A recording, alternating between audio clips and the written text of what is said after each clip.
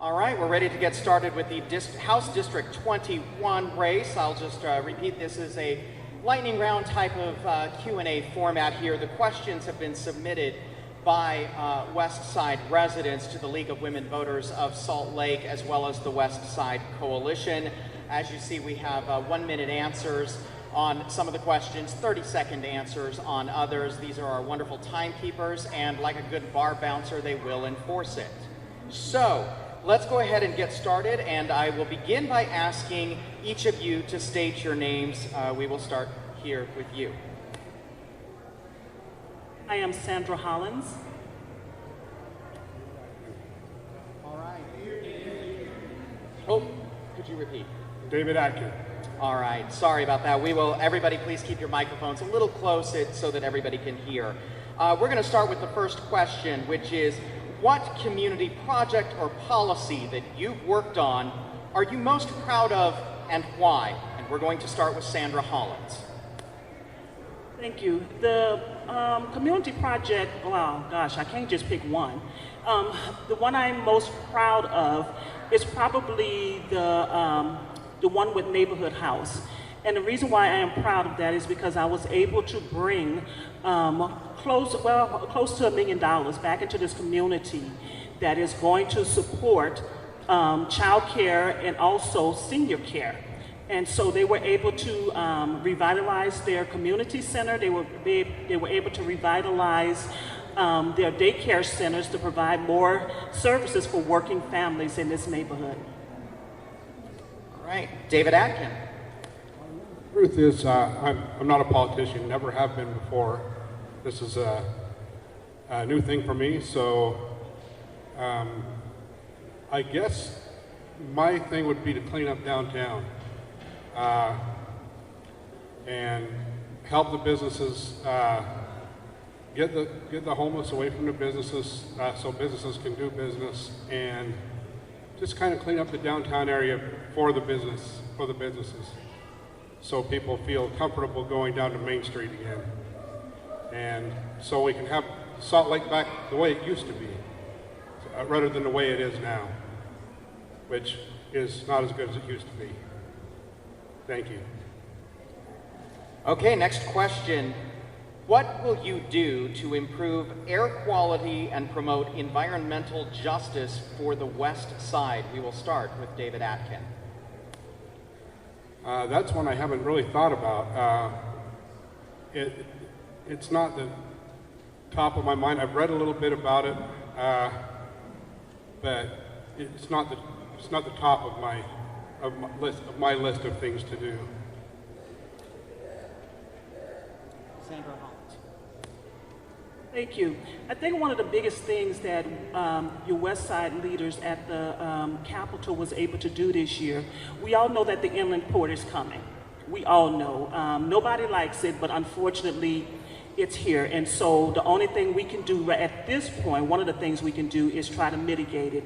And one of the things that we did was to ensure that it was in statute that part of the money is going to come back to the West Side.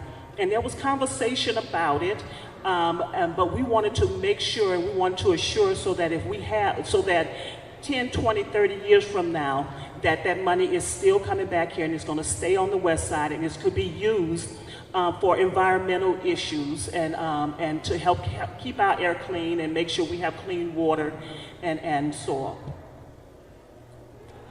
Okay, the next question. Do you feel that the state has overreached in limiting what local governments can and cannot do? In what areas would it be appropriate for the state to limit local government power?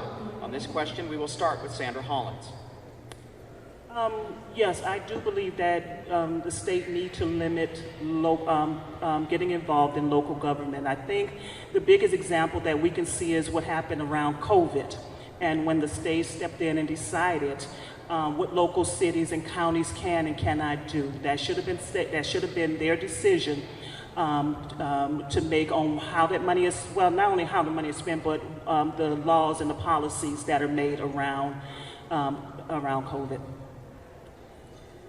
David ATKIN. What's the question again? Sure. Do you feel that the state has overreached in limiting what local governments can and cannot do? In what areas would it be appropriate for the state to limit local government power? I honestly think the state needs to limit local government power in the areas of private property and what people can do with their property without having city involvement telling them what to do with their property. They paid for it, they bought it with their money, the city didn't have anything to do with it, and they shouldn't have anything to do with what they do with their property after they get it. Yeah, that's about what I have to say on that. All right. Let's move on to question 4. What do you think the role of a state legislator should be in ensuring that the Utah Inland Port is successful? We're going to start with David ATKIN on this one. Well, I think that we need to spend some time meeting with the people that are running the inland port.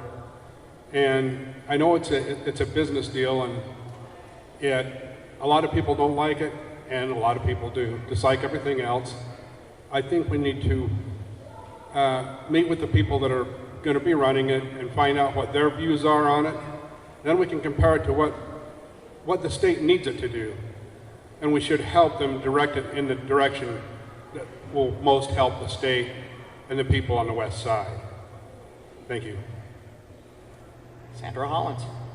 Sure. I think the one thing that we need to do on the role of the elected official for the West Side is to ensure transparency. I think that is the number one thing. I think West Side residents want to know how that money is being spent, what is being spent on. They want to know what is happening out there and how this is going to affect our community. And so for me, I think my biggest part would be to assure transparency, which I have called for with the Inland Port Authority. So that's my biggest thing. And also supporting policy, but also trying to stop policy that's going to have a negative impact on the West Side when it comes to the Inland Port. All right, we've come to the final question of this lightning round of a candidate Q&A, and we'd like to just get to know you a little bit. Could you please share either a quote that reflects your beliefs and values and priorities, or maybe someone who inspired you to get into public service? 15 seconds, please, and we'll start with Sandra Hollins. Sure. Oh, wow. I have a lot of favorite quotes. I'm going to start with the person who inspired me to get in was former Representative Jen Seelig. She was the person that came to me and noticed that I was very active in the community and stated that I should think about getting into politics, and so I did. I have a lot of favorite quotes, but I want to... Time is up. Thank you very much. But David, my time is up. My biggest reason for entering politics was I'm not a politician. I'm a business person, and I believe that the state and the feds get in people's business too much, and they need to stay out. We need some people to help them do that, and that's me. Thank you. All right. Give our candidates a round of applause. Thank you both for participating. The candidates, of course, will be available downstairs to answer any questions that you may have that didn't get asked. And we're going to take a brief break, and then next we will have the House District 25 candidate Q&A with Rebecca Ibsen and Angela Romero.